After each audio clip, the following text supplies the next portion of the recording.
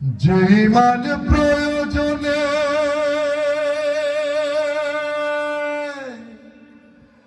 জ্বলে ওঠে না,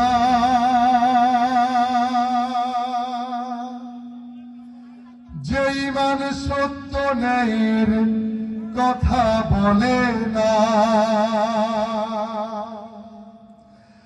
যে ইমান প্রয়োজনে জ্বলে ওঠে না, যে ইমান সত্য ন্যায়ের কথা বলে না, যে ইমান অন্তরে নাই, যে ইমান অন্তরে নাই, মুখে ফোটায় কথার কলি, কিভাবে তারে বলো ইমান বলে, কিভাবে তারে বলো ইমান বলে,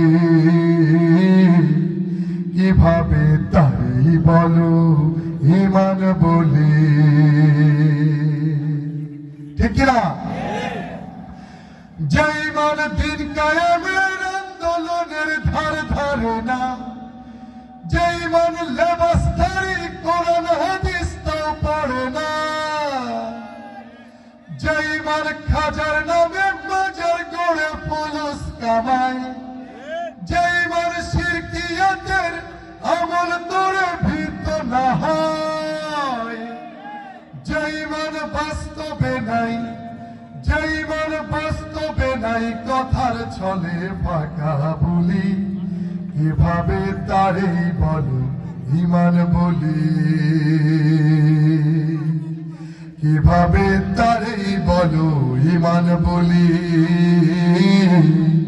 কিভাবে তারে বলো ইমান বলি। যে ইমান ইমান ভুলে নাস্তিকতার মঞ্চে ওঠে, ঠিক না? আমরা ইমান ভুলে নাস্তিকের সঙ্গে তাল মিলাই ইসলামের পক্ষে আসতে চাই না, ঠিক না? সে কথাই বলছি। যে ইমান ইমান ভুলে নাস্তিকতার মঞ্চে ওঠে, যে ইমান বাতিল মতের তোষণ করে ফায়দা লুটে, ঠিক কিনা? বাতিল মত, বাতিল পথ বোঝেন কিনা আপনারা? বাতিল মত আর বাতিল পথ হচ্ছে তাগুতি শক্তি, যেটা কোরআনের বিরুদ্ধে যেটা যায়, ঠিক কিনা? যেটা কোরআনের বিরুদ্ধে এতদিন মতো গিয়েছে। সুতরাং বন্ধুরা, এই বাতিল মতে কেউ যদি অংশগ্রহণ নেয়, তারা দুনিয়া আসবে। আর কি আসবে? দুনিয়া পেয়ে যাবে সে। আমরা দুনিয়া বা আখিরাত দুটোই চাই, ঠিক কিনা? দুনিয়া বা আখিরাত দুটোই চাই, কিন্তু শুধুমাত্র দুনিয়া চাই না। ঠিক ঠিক বলেছি কিনা? এই বাতিল মত বাতিল পথে যারা এসেছে তারা ধ্বংসপ্রাপ্ত, আর বাতিল মত আর পথ কুফরি মতবাদ, ঠিক কিনা? আমি কি বোঝাতে পারতেছি? মানুষের গড়া তন্ত্র মন্ত্রের কথা বলছি, মানুষের গড়া মতবাদের কথা বলছি, আমি এটাই বলছি বন্ধু।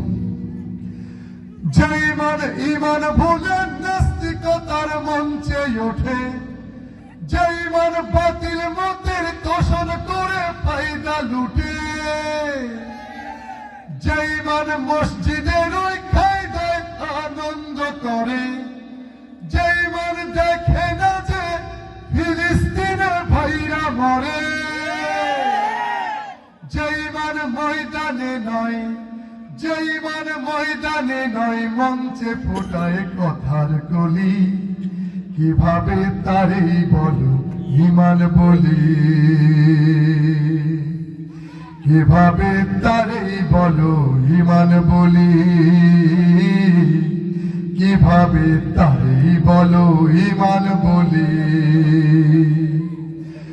যে ইমান প্রয়োজনে জ্বলে ওঠে না, যে ইমান সত্য ন্যায়ের কথা বলে না, যে ইমান অন্তরে নাই, যে ইমান অন্তরে নাই, মুখে ফোটায় কথার কলি, কিভাবে তারে বলো ইমান বলি, কিভাবে তারে বলো ইমান বলি, কিভাবে তারে বলো ইমান বলি।